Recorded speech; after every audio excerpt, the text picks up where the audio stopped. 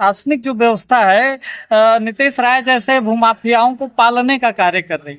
नहीं तो हमारा जनवरी से लेकर अब तक सारा कागज सही होने के बावजूद हमारा एफआईआर नहीं हो पा रहा है। ब्रजेश पाठक जी का नाम ले लेकर के ये लोग भूमाफियागिरी कर रहे हैं। मैं ब्रजेश पाठक जी के पास गया, आदरणीय आप लोगों का नाम लेकर के ऐसा कर रहे हैं।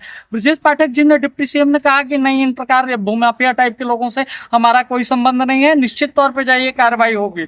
लेकिन मैं कम से कम खाकी को और सत्ता व्यवस्था को पाक साफ समझता हूँ। ये भूमाफिया टाइप के लोगों के साथ में अगर प्रशासन सपोर्ट करेगा या सत्तागत सपोर्ट करेंगे तो इसका खामियाजा यही भोगेंगे। मैं तो न्याय के पथ पे हूँ, आज नहीं कल मुझे न्याय मिलेगा। मुझे अटूट विश्वास है इस न्याय व्यवस्था पर।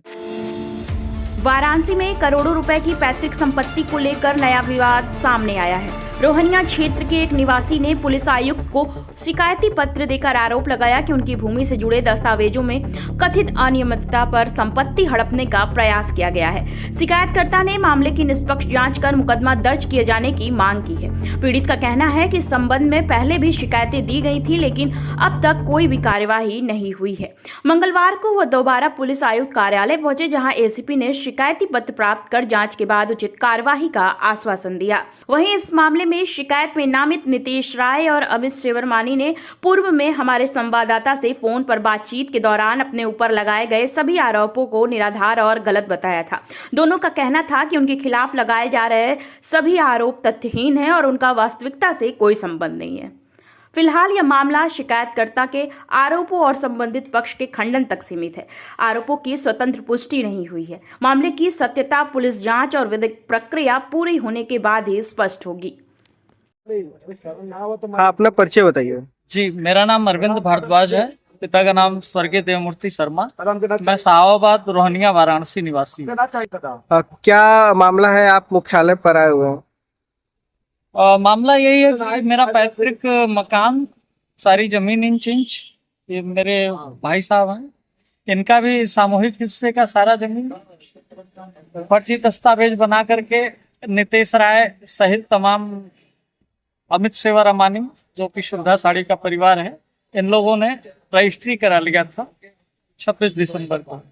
तब से हम अपने कागज पत्र को लेकर के कमिश्नर साहब के पास आए। कमिश्नर साहब ने देखा और हम चूंकि मुकदमा भी जीत गए थे, कोर्ट के द्वारा आदेश हुआ कि इन लोगों के ऊपर एफआईआर हो। हम कमिश्नर के पास गए। कमिश्नर साहब ने कागज पत्र का अवलोकन करके 15 दिन के अंदर मुकदमा लिखने के लिए कहा। लेकिन जैसा कि स्थिति है, थाने में हम लगातार जा रहे हैं, अपने कागज पत्र जमा कर रहे हैं, वो कूड़े में डाल दे रहे हैं कि क्या कर रहे हैं, न जाने क्या स्थितियां हैं कि प्रशासनिक जो व्यवस्था है नीतीश राय जैसे भूमाफियाओं को पालने का कार्य कर रही।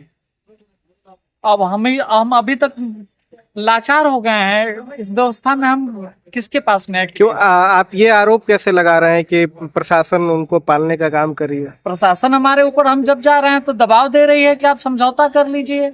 अब ये सत्तागत लोग हैं, भूमाफिया टाइप के लोग हैं, तो इन लोगों के प्रभाव में प्रशासन हल्का भी है।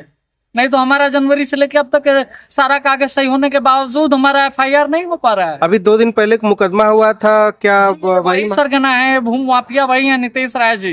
नीतीश राय जी जो हैं, मनोहर लाल शिवरमानी, जो सुविधा साड़ी वाला परिवार है, उन लोगों का पैसा लेते हैं और दलाल के तौर पर, ब्रोकर के तौर पे पैसा लगाते हैं प्रॉपर्टी पे, और लफड़े वाले प्रॉपर्टियों को ये लोग रजिस्ट्री कराते हैं। जहाँ लफड़ा ना हो वहां भी बना देते हैं। अभी हाल का मैटर है, एक वृद्ध महिला रही है शिक्षिका, उसका 50 करोड़ का जमीन है, लोग जालसाजी करके गिफ्ट दान करके लिखवा लिए। उसमें मेन कांड में है नीतीश राय जी और तमाम सारे लोग हैं। हमारे मैटर में जितने ये जिन लोगों की भूमिका संदिग्ध है, वो सारे लोग उस मामले में हैं।